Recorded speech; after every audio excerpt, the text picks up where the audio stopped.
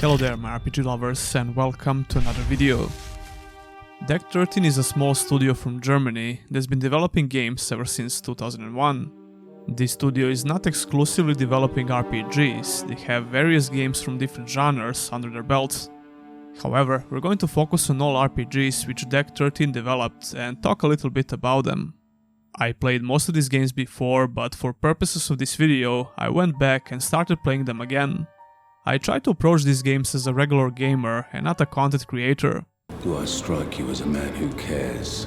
So if I like the game, I tend to complete the playthrough, and if not, I will drop the game after a while and tell you what I don't like about it. Although sometimes I try to drag myself and play as much as possible in order to have enough context for the video. Anyway, let's start this video in a chronological order. The first RPG that Deck 13 ever released came out in 2009 and it was called Venetica. A game that I already covered on my channel in my Hidden Gems or Trash series, but I went back and played this game again anyway. Big thanks to all of my channel members, super chatters and Patreons, and now let's start with the video. Hope you enjoy.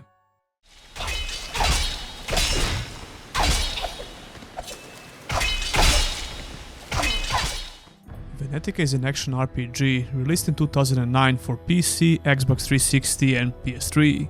I already covered this game in my Hidden Gems or Trash series, and if you watched that particular video, you know I didn't like this game that much. However, I decided to give it another try and push myself to progress further, hoping that I'll change my mind. Spoiler alert, I didn't. I still don't like this game that much. What? You heard me? My issues with this game are more on a fundamental level, especially when it comes to the gameplay.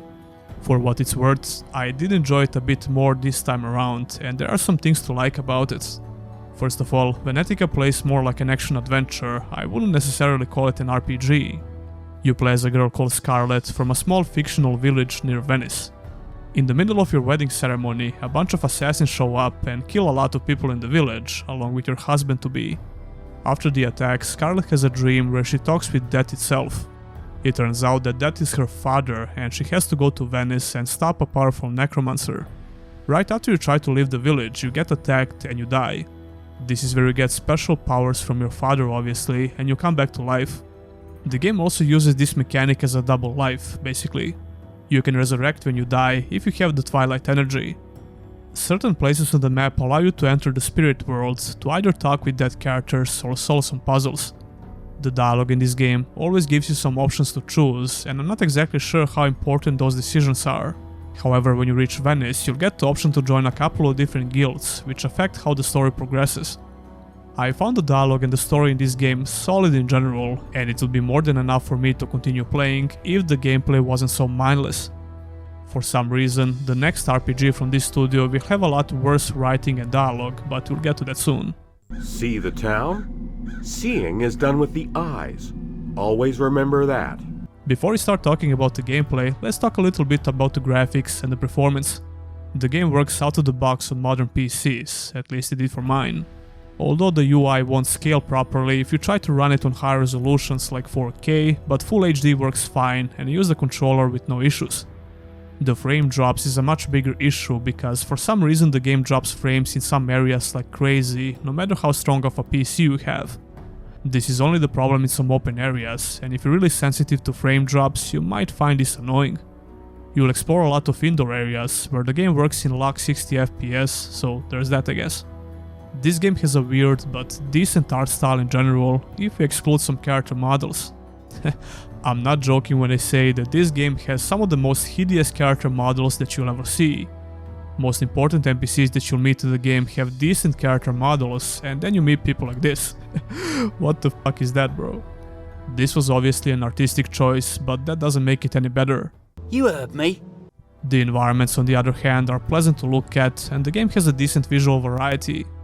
Venetica has a vibrant color palette, which is something that I usually prefer in RPGs, and the level design is decent as well.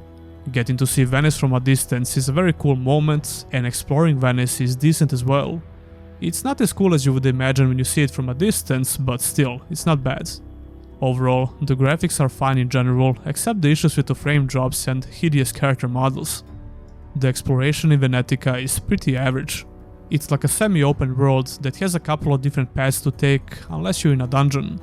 The dungeons and some indoor areas have a bit more complex level design. These extra paths usually lead you to some extra loot, puzzles or both. I like the puzzles in this game, they're not completely brain dead, but they're also not hard or tedious. Now let's talk about the combat. The last time I talked about this game, I said the combat is very mindless. Unfortunately, I haven't changed my mind about this at all, and this is the main reason why I quit this game and refuse to drag myself to the end of the playthrough. To tell you the truth, I would quit a lot sooner if I played this game as a regular gamer and not a content creator. So what's exactly wrong with the combat? Well, in short, it's a mindless button mashing experience. From the very beginning, you get a single button for attacks, and you can kill the assassins by just mashing the button and occasionally dodging to the side. The AI is brain dead as well. All it takes for you is to dodge to the side and attack them from behind until they die. There are different skills to learn when you level up, and you also get some attribute points to invest.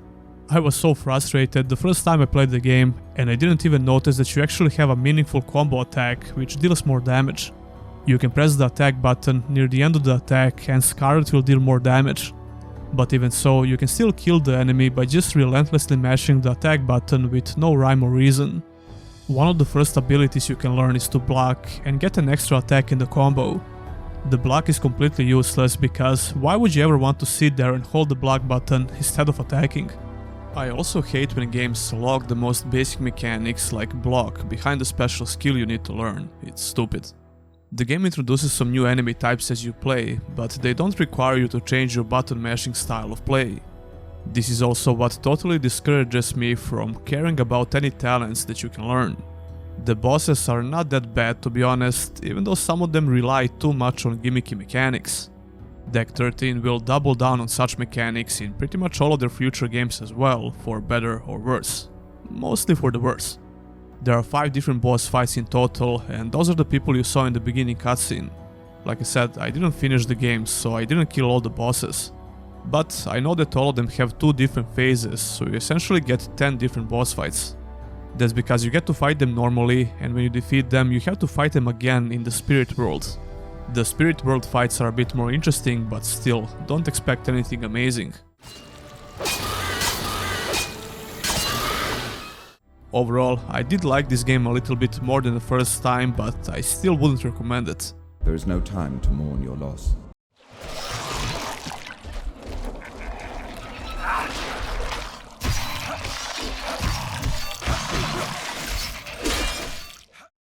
Blood Knights is an isometric action RPG released in 2013 for PC, Xbox 360 and PlayStation 3.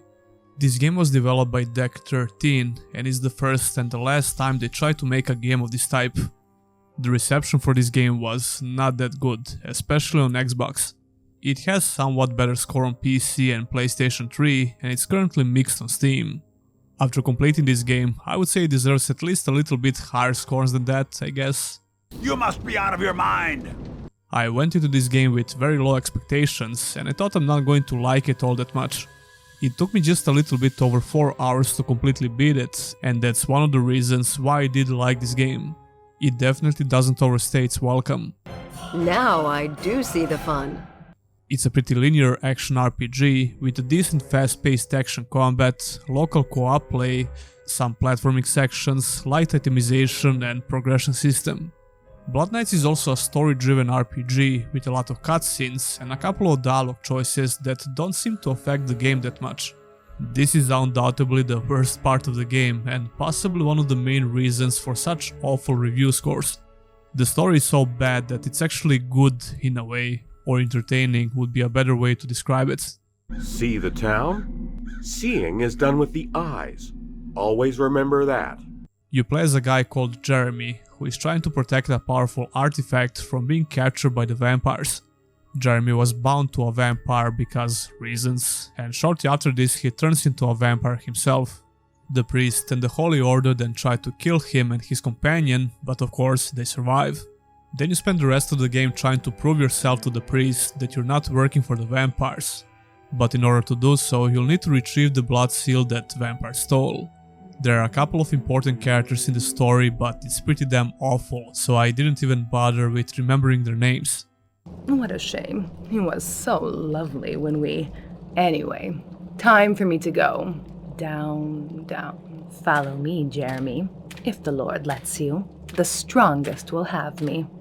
I completed this game and I still don't know the name of the second protagonist.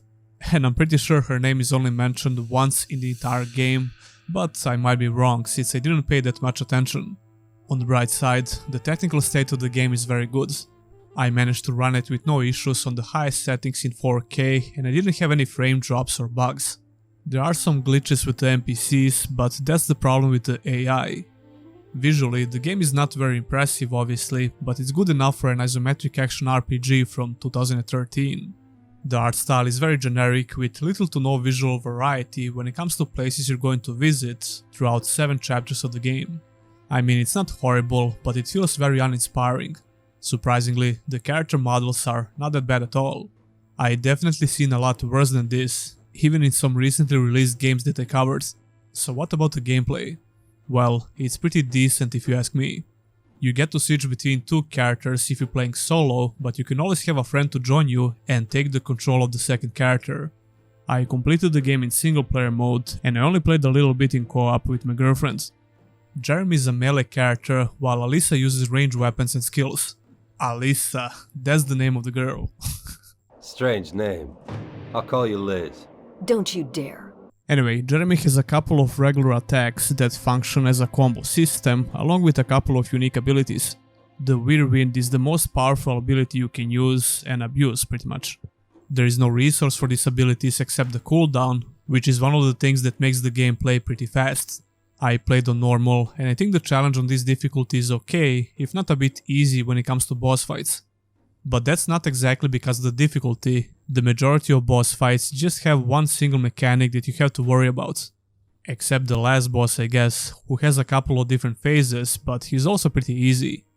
I don't believe I even died once in boss fights, and I kinda wish I played on the hard difficulty, although I doubt it would be much different. I kinda like how they did healing in this game. There are no potions that you can chug all the time like in many similar action RPGs. Instead, you have to find these corpses, or you can feed on enemies, which can be a trick in crowded fights. There is a much bigger chance for you to die in regular fights, simply because there are much more things that can kill you. Not just when it comes to actual enemies. There are traps you have to avoid, and gravity is also one of your main enemies.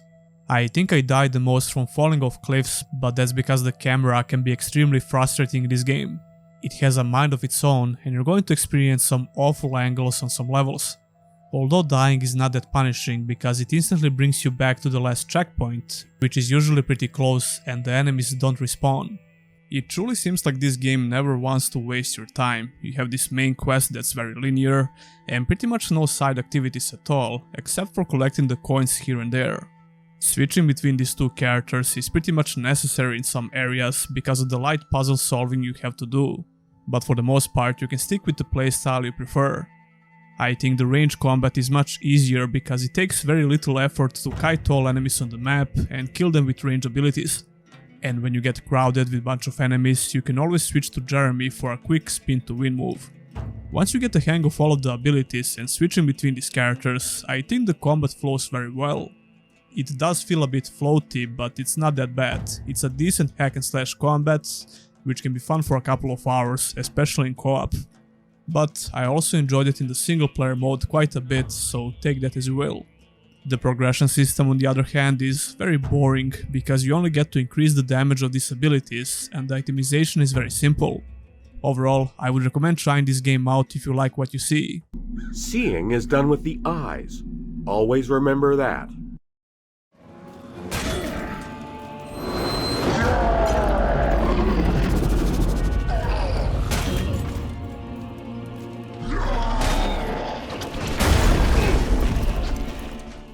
Lords of the Fallen is a 2014 action RPG, which is often regarded as the first higher-budget Souls-like game. The new Lords of the Fallen game is developed by a different studio, by the way. Even though this game has not been received with open arms, it carved the path for many similar games which will create their own RPG subgenre soon after. Lords of the Fallen is one of those games that I really wanted to love. It has a very good artistic style with medieval fantasy elements that I really like. I'm a sucker for huge two-handed fantasy swords and big shoulder armor, so this is like a wet dream for me. It's almost like you took World of Warcraft art style, improved the fidelity and made it a bit more realistic. That's what it seems to me, at least, when it comes to the armor sets. Besides those particular elements, I think the game aged pretty good in terms of the visuals. It still looks amazing if you can run it in high resolutions on high details.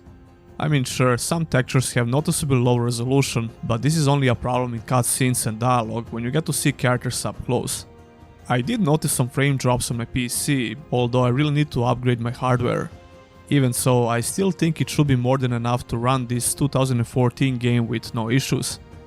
The presentation of this game is very good, especially when it comes to UI elements. It has a clean, easy to understand inventory, which does a great job at highlighting higher quality gear.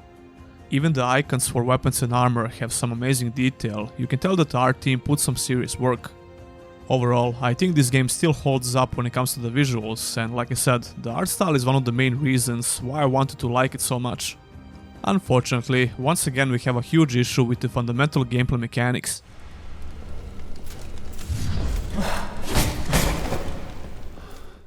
In a way, Lords of the Fallen did a pretty good job for a first Souls-like game, but that ain't saying much. I tried getting into this game at least 4 times in the past, but I always ended up quitting very soon after the beginning. This time around, I wanted to drag myself as much as possible, hoping that I like the game a bit more and have a bit more context for this video. Yeah, sounds familiar. You heard me. I remember that two-handed weapons with a combination of very heavy armor made your character extremely slow and sluggish in combat. So I started this playthrough with a rogue type character, only to change my mind after a couple of hours and start dumping points into strength and switch to two-handed sword. In my defense, the faster playstyle with the daggers were not much better. So what's exactly the problem here? Well, it can be hard to put your finger on the exact issue, but I believe the speed of the combat is the core of all problems. Along with the noticeable input lag, some bad hitboxes here and there, and the camera issues in dense areas. Swinging your weapon takes forever in this game, and combined with the aggressive stamina system, it just makes the combat feel very sluggish and slow. On top of that, the game throws at you some enemies with very fast attacks, which makes things even worse. It's not like you can't master the mechanics of this game and kill most enemies with little to no issues. Even the bosses have just a handful of mechanics which are easy to learn, besides a couple of bullshit mechanics here and there.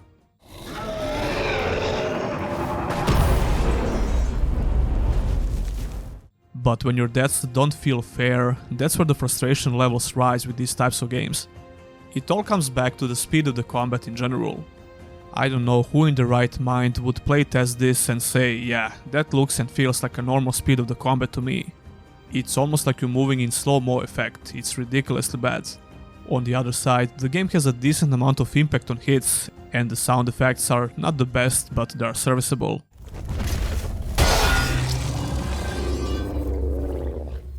My favorite move is the running attack with a two-handed sword, but you can't use it that often. You really need to focus on improving the stamina as fast as possible and make the combat feel at least a bit more enjoyable. The thing is, when the fundamental game mechanics turn out to be this bad, the extra layers of complexity like the stamina system just make things even worse. It just becomes another tedious mechanic to think about, instead of providing the more tactical element to the combats and balancing out different weapon types. Come to think of it, the game would feel at least a bit better if the stamina system wasn't a factor at all.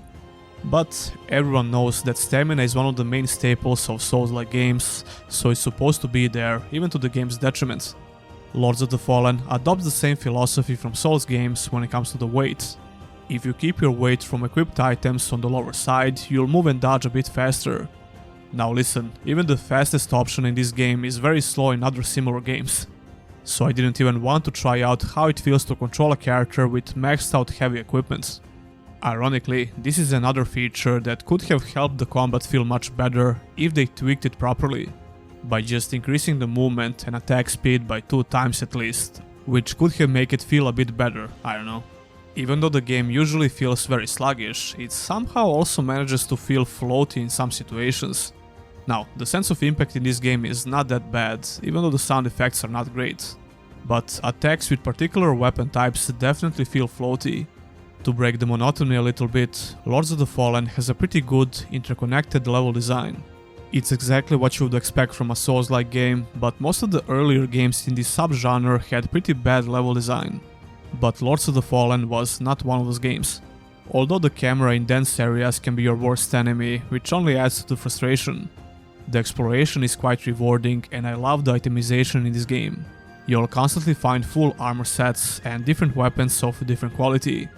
Looting new weapons and armor sets is hands down the best aspect of this game, but you'll quickly snap back to reality. You'll realize this doesn't matter a lot because the combat is so frustrating at times. I killed 3 bosses in this playthrough and I think they are fine, except a couple of goofy mechanics. For example, in this boss fight it took me a while to realize what I need to do, because this motherfucker would always one-shot me. To tell you the truth, despite all the issues with the combat in this game, I think I like these bosses a bit more than some of the boss fights in The Surge, the game we're going to talk about after this. Anyway, this NPC almost made me quit the game entirely because it's so frustrating to fight. In a way, it's harder to kill this dude than most bosses in the game. Well, at least the ones I fought. He would just block all of your attacks with his big ass shield, and I even tried using the kick attack because in Souls games that usually works. But nope, it does nothing here. There is also some RNG when it comes to attacks, because I have no clue what's the condition for these cinematic kill moves.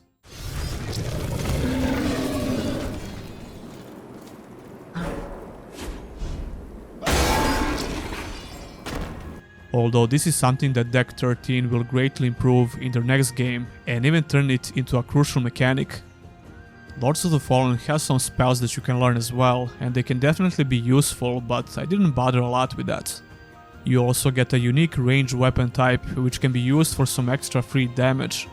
The game had enough tools to play around with, which would be great if the combat felt a bit better. Overall, I would advise you to stay far away from this game, unless you're the biggest Souls-like fanatic out there. But what about the story, C4G? You didn't even mention it. Who cares? You're just a bald dude who was a criminal before, and there is this deadly plague that turns people into these hideous creatures. The dialogue seems a bit better than Blood Knights and Venetica, but not by a large margin. Why are you so sure it's still here? It's in the Book of Lineage, and the book does not lie. There are some very funny situations though, and you'll get different decisions to make here and there. This is a monastery. No women allowed. No criminals allowed either, but here you are. Luckily, Deck 13 will take all the criticism for Lords of the Fallen very seriously. Do I strike you as a man who cares? Which brings us to their next game.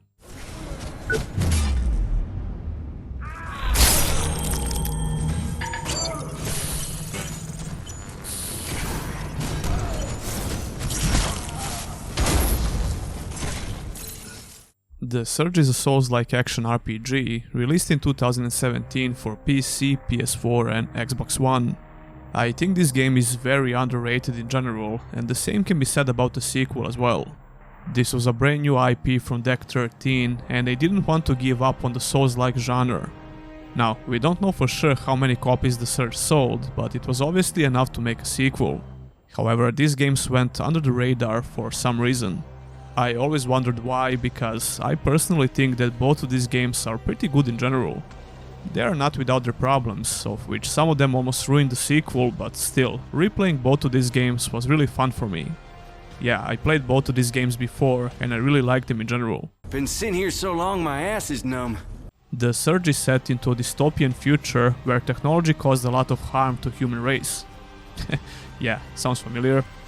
It's a post-apocalyptic setting, although it doesn't start like that.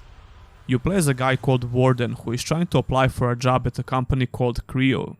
The beginning of the game is really cool, especially because of the way you find out that Warden is disabled. The technology advancements in the Surge universe has allowed people to equip these powerful exosuits and greatly enhance their physical abilities. These exosuits turns them into extremely efficient workers, but when things go south, suddenly everyone turns into a freaking killing machine instead. You get to choose your exosuit in the beginning, and shortly after that, something goes terribly wrong in the operation room. Warden was not sedated, and he passes out. The operation worked though, you're able to walk again, and much more than that. You wake up at a scrapyard where everything is trying to kill you, the robots and the humans. You'll spend the entire game trying to figure out what's going on by finding survivors who haven't gone insane and by collecting audio logs. Guess you've got no idea what's going on around here. The story is definitely not a huge factor in this game, but I think it's very solid and interesting. Deck 13 improved their writing quite a bit, and the whole setting of this game is pretty good. You'll keep wondering what exactly happens through the entire game, which kinda keeps you on your toes. Although I don't think the game has a very good plot twist, I expected something a bit more shocking, I guess. The lack of a good plot twist is not bad per se, and the Surge took a bit more realistic approach to the setting. The way the story is delivered, the presentation, and the atmosphere that the game creates is pretty damn good. It even has some very creepy and horror moments in some areas, which took me by surprise the first time I played it. I could talk a lot more about the story, but this video would turn into a Surge retrospective. This time around, Deck 13 managed to develop a really fun gameplay in general. They took all the criticism from Lords of the Fallen very seriously, and they greatly improved the fundamental mechanics. Controlling Warden feels very smooth and responsive. Some of the floatiness is still there, but it's just a minor issue and maybe not even worth mentioning. The Surge also introduces a pretty unique feature, which adds a really nice spin to the Souls-like formula. You're able to target different limbs on enemies, which turns into this huge gameplay loop. Some enemy limbs will be protected with armor, so you'll deal less damage if you attack it. But in order to learn different armor schematics, you will need to cut those particular limbs. Yeah, you gather new armor schematics by targeting and cutting off enemy limbs. It's pretty damn cool.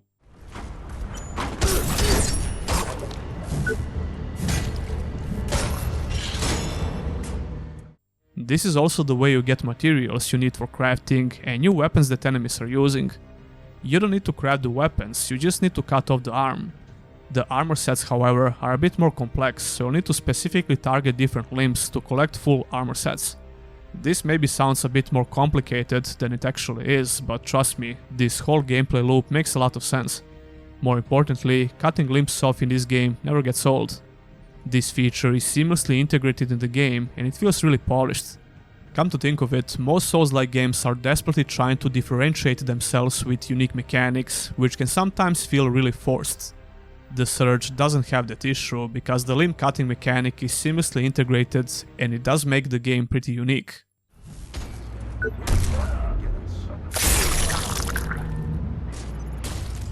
The Surge is not a very long game in general. It should take you around 20 hours to complete the game in somewhat normal pace. Anyway, besides the limb cutting feature, the regular combat feels pretty good in general. You get a horizontal and vertical attack for all weapon types, a step dodge, parry, and a running attack.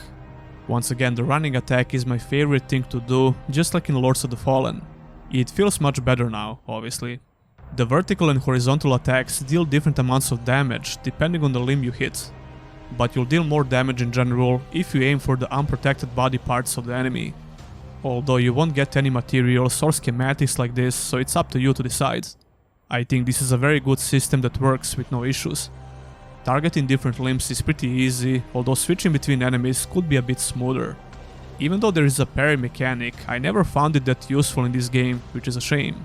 There is a stamina system as well, which works exactly the way you would expect.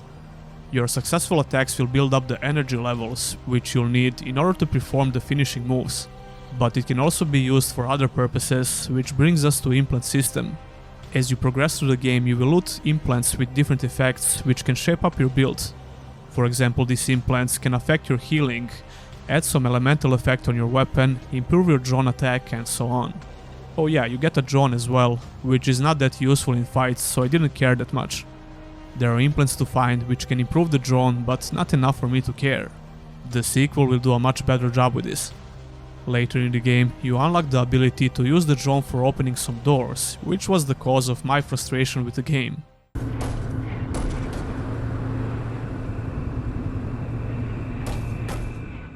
I think the itemization is a bit flawed in this game because as soon as I got the first boss weapon, I never wanted to change it. The upgrade system works fine, but the game didn't give me a good enough reason to upgrade or use anything else except this weapon. There is a decent amount of slow and fast weapon types which you can upgrade if you have enough materials. The sequel substantially improved the itemization, but let's not get ahead of ourselves. This would be a good time to mention the level design. The Surge adopts the same philosophy as Lords of the Fallen and Dark Souls. You have a bunch of shortcuts to unlock, and there are a couple of different areas in the game which are connected with a loading screen. I love the level design in this game, and you'll experience these wow moments the first time you unlock some of the shortcuts. On the other side, the visual variety in the game is not very good, which makes some of the zones not that memorable and sameish.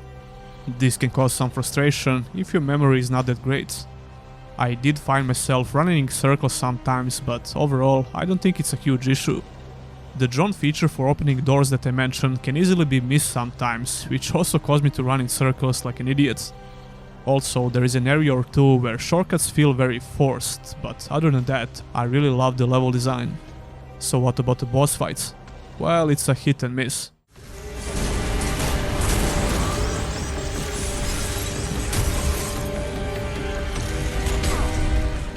I thought this game will try to utilize the limb cutting feature in boss fights, and it does, in a way, although I expected a lot more. The main issue I have with the bosses is how gimmicky these fights feel. I'm not talking about gimmicky mechanics, I think the majority of these bosses are gimmicks in general. For example, the first boss fight doesn't take any damage at all, you just need to hit him enough in order to trigger the missile attack. Then you have to stand near him so he can hit himself, and only then you can deal some actual damage. It's stupid. The second boss fight utilizes the limb cutting mechanic in a way, and it's a decent boss fight. The third boss fight is absolutely awful if you ask me, especially the second phase, which makes you use this weird camera angle. I don't want to spoil the rest of the bosses, but they are not the best part of the game. There are also some recycled boss fights, which is an obvious issue with the lack of budgets. Yeah, like I said, the lackluster boss fights is probably my main issue with the game. Despite that, I would still heavily recommend the Surge, especially if you love Souls-like RPGs. So what about the sequel? Well, let's find out.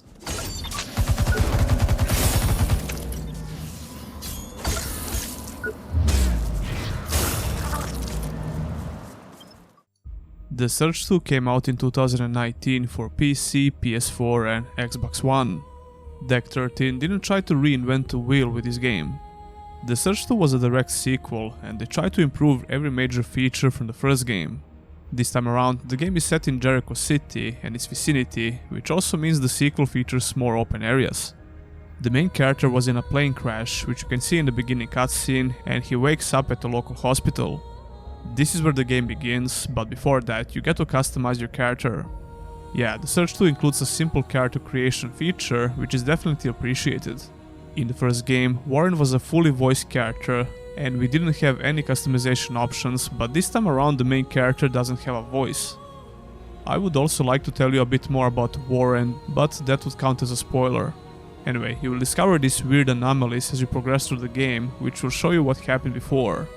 You have these visions of a little girl named Athena who was also on the airplane, and you wish to save her somehow. There is a bit stronger focus on the story in the sequel, and I think it was pretty interesting. The writing didn't improve that much, and a lot of characters you meet are very forgettable, except a couple of them. I can't exactly put my finger on the exact issue, but the first Surge felt more immersive and atmospheric, for the lack of a better word. It gave you that unsettling feeling while exploring some areas, and combined with the confusion about what exactly happened, it managed to create really good atmosphere. The sequel features more open-ended areas, which never managed to create the same atmosphere. I'm not saying the level design is bad, it's actually pretty good in the sequel as well, but the Jericho City and areas you're going to explore feel a bit soulless. And for some odd reason, this game looks worse than the first game. For this video, I played both of these games on my PS5, but originally I played them both on my PC. So I installed the Surge 2 on PC again, just to make sure that I'm not tripping. And I'm not, the game still looks pretty bad.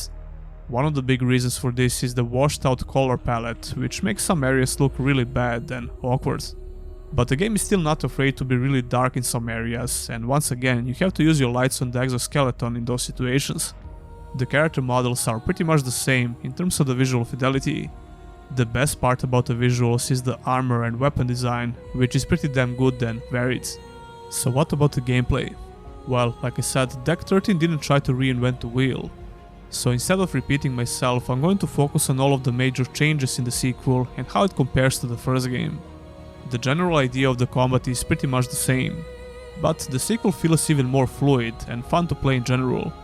You still get horizontal and vertical attacks, and the limb cutting feature is even better.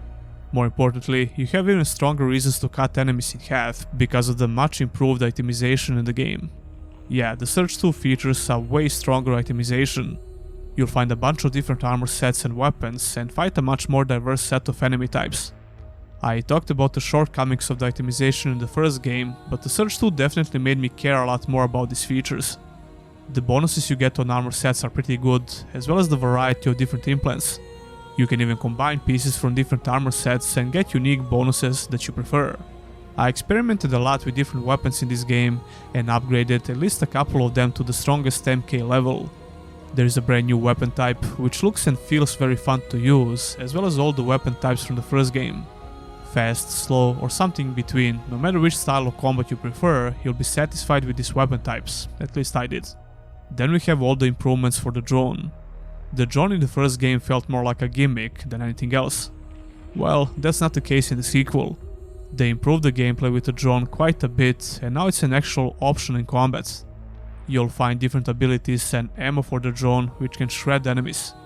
You will need to restock your ammo by finding it on the map or by visiting some merchants. Even the basic leveling up system has been improved quite a bit. You still need to collect scrap and upgrade your core level in the medbase. But for each level of upgrade, you'll get the option to increase your health, stamina, or the battery. The first Surge automatically improved your health a little bit when you increase your core power, but most of the health and stamina improvements came from the optional implants. The boss fights in this game are pretty good, but this is also the biggest problem with the Surge 2. Bosses in the sequel feel like actual boss fights, and they don't hyper-focus on gimmicks. But this time around, the game just recycles the same bosses over and over again. The first Surge did something similar, but not to the same extent like the sequel. Recycling some of the boss fights kinda makes sense from the story perspective, but that doesn't make them more fun. It almost ruined the game for me the first time I played, but I knew what was getting myself into for this playthrough, so I didn't mind it that much. The level design is still pretty good, and switching to more open areas made sense. There is some backtracking, which can be annoying as well, but overall I like the exploration and the level design. I would definitely recommend playing this game as well as the first Surge. To put it simply, these are the best games from Deck 13 by far, if you ask me. Seriously? Not cool. I mean, what would you say if I just marched into your workplace and stole everything that's not nailed down?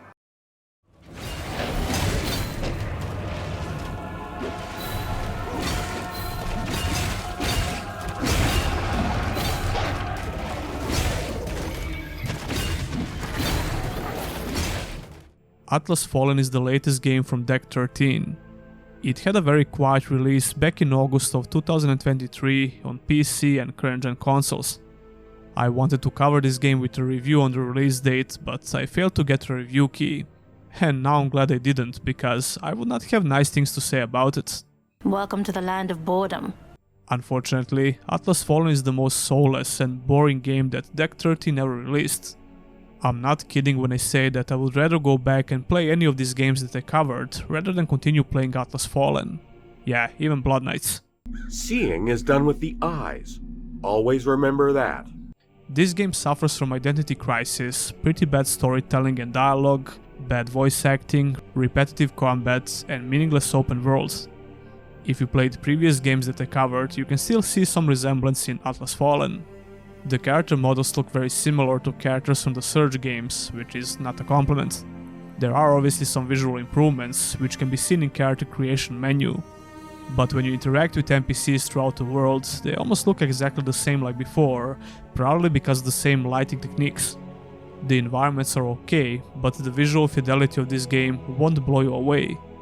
This whole map is one big desert, and it definitely looks unique, in a way. Deck 13 games are powered by Fledge engine, which has been developed in-house by Deck 13.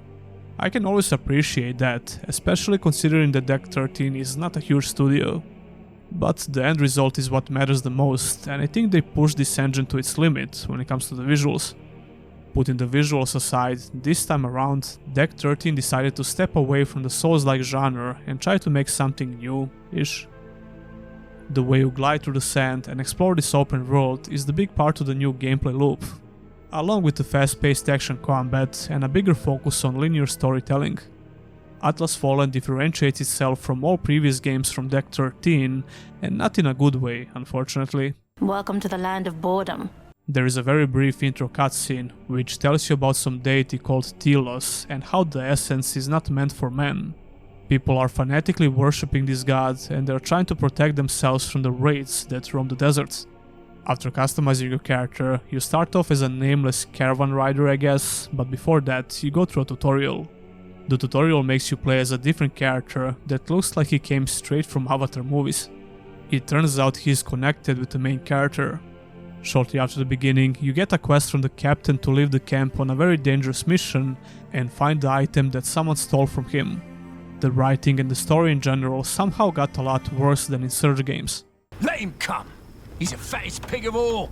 I mean, it's not like Surge games had an amazing story and writing, but it was pretty decent and interesting to experience. It made sense, and it was enough to keep me invested in the setting and the story. Atlas Fallen is just terrible when it comes to this. The voice acting makes things even worse. Even though this game doesn't seem to have a ton of NPCs you can talk with, I found a guy with the same voice like the protagonist in the first hour of gameplay. That's pretty bad. How did you arrive from this side? There is literally no bridge. It's a long story. I was told there was a village nearby.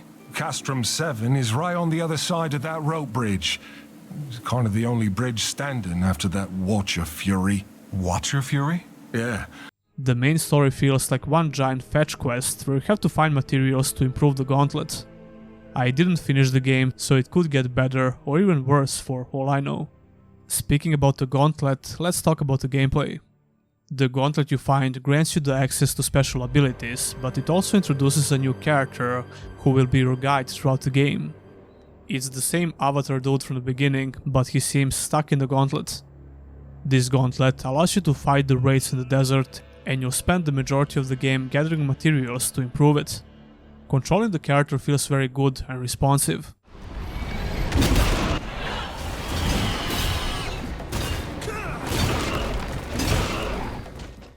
The movement is very fluid, and Atlas Fallen definitely has moments of fun while exploring the world. The main gist of exploration is the ability to glide on sand and pretty much every other surface. It's done effortlessly, and when you start unlocking more abilities, dashing through the air becomes equally enjoyable. Atlas Fallen features a fast-paced action combat system, which kinda reminds me of Darksiders 2 a little bit, and maybe old God of War games. However, it also has a similar feature that Surge game introduced. You can target specific body parts of big monsters and get specific materials or do more damage. But it just doesn't work that well in this game. Mechanically, it seems solid in the beginning, but the game also suffers from the same problems like the Surge games. You're going to fight a lot of similar monsters throughout the game, and even when you fight a different monster, the combat feels pretty much the same. Come to think of it, the Surge tool gradually introduced new enemy types, which force you to adapt to the new moveset and attacks. In Atlas Fallen, you're either dodging or dashing through the air all the time, while searching for the right moment to strike. I know that sounds like the majority of action RPGs in general, but it just doesn't feel that fun in this game. It gets really old, really fast. The land of boredom. You get a couple of different weapon types which have unique attacks. Regular attacks build up momentum, and at a certain point it allows you to use special abilities. You need to gather certain materials and merge them together in order to learn new skills. Like I said, unique gauntlet abilities have to be unlocked by doing the main quest, but other abilities can be unlocked with certain materials. Getting a new armor or improving the existing one is not very fun to do, and the same can be said for weapons. Although the weapons are more like new abilities than anything else. They don't feel like items, that's what I'm trying to say. The itemization is nowhere near as fun as in the Surge 2. That game has set a pretty high bar when it comes to this, so playing Atlas Fallen right after the Surge 2 feels underwhelming to say the least. This game also has a co-op feature, but I didn't try it out because I didn't care, to be honest. I guess it's more fun in co-op, but the same can be said for pretty much every game, regardless of the quality. Overall, I wouldn't recommend this game at all, unless you're really curious. But even then, just wait for some big sale before you buy it. Deck 13 is definitely a very ambitious and interesting little studio. I always like to support the smaller studios that make RPGs, but I also try to keep it real and tell you how I truly feel about these games. I really hope they get back on track with their new game, whatever that might be. Maybe The Surge 3, hopefully. Anyway, tell me what you think about Deck 13 RPGs, and did you play any of these titles? And if so, which one was your favorite or the least favorite? Leave a comment down below. Do I strike you as a man who cares? I'll have some GOG affiliate links for some of these games, so if you want to buy them, you can support the channel by using those links. Speaking of supporting the channel, I just launched my personal store where you can buy some interesting t-shirts and hoodies. Check out some cool designs in the theme of the channel, like this RPG Zone hoodie or Nameless Hero t-shirt. But you'll find a lot more if you follow the link in the description. I think that's a great way to get something back for supporting the channel. And of course, you can always become a Patreon or a YouTube member and get your name on the end credits of my videos. Many thanks to all of my current supporters, and I'll see you in the next one.